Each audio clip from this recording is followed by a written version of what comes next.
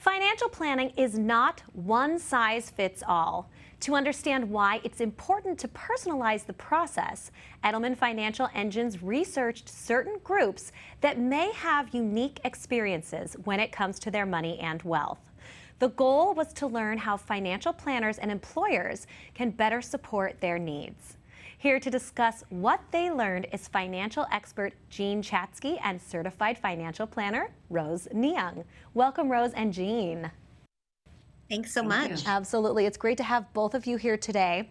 So, Jean, first of all, I want to know why it's important to research the financial challenges of historically underrepresented groups.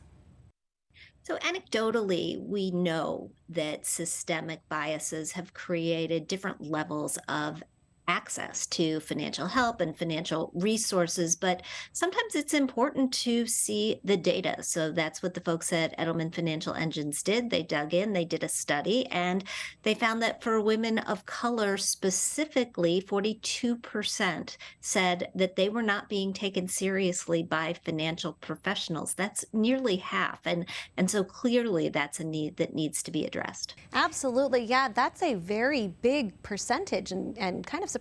So, Rose, tell us a little bit more about what the research said about women of color. Well, there is some good news in the research too. In fact, the research suggests that women of color are more committed than the previous generations in building a better path forward financially. 67% actually stated that they are more intentional in building that different and better path than the one that they grew up in. I personally think that's great news because women generally are more likely to not only share their wealth, but their knowledge as well, and that's going to benefit the entire community. Yeah, absolutely. No, that and like you said, yeah, that's great that women can share their wealth, and then that's some good news. So, Jean, what about other underrepresented groups like the LGBTQ community?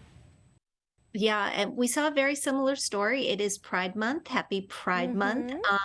When we took a look at the LGBTQ community, nearly half, again, 46% felt ignored by financial professionals. And just to put that in perspective, that was twice as many as their non-LGBTQ plus counterparts. So again, a significant finding that needs some work. Definitely, definitely does. So, Rose, what can be done to address this issue, and what's your best piece of financial advice?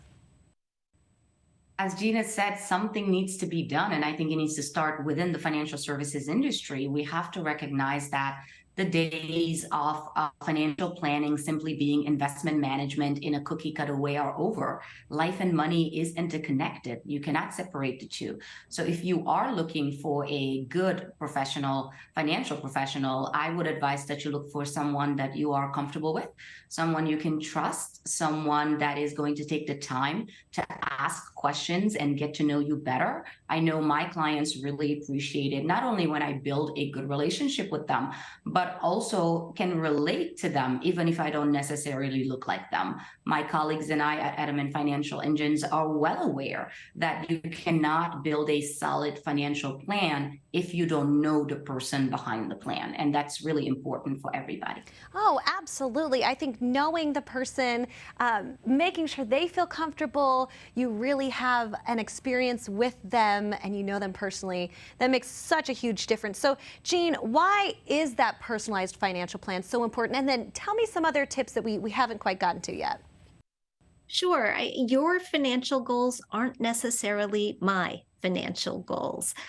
Rose put it really well. It's all about the client. It's all about the person. And so my litmus test when I am telling somebody how to interview a financial advisor is pay a lot of attention to who is talking and who is listening. The advisor should be asking questions about you. And if they're not, the plan that you're going to get is going to be a cookie cutter plan. And we know that the more personalized the plan actually is, the greater likelihood it has of getting you where you want to go. Absolutely. And like you said, your plans are not my plans. This is that individual's personal life, their money, their goals. So yeah, it has to be really personalized for each person. So I love that. That's super important. And Jean, Rose, tell us where we can go to get more information.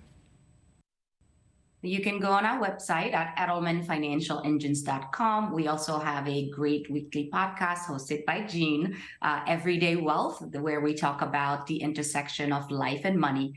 So please be sure to tune into that as well. I love that. Okay, I love a good financial planning podcast. It helps me so much. You can listen to it in the car. That's great. Jean, Rose, thank you both so much for being here today.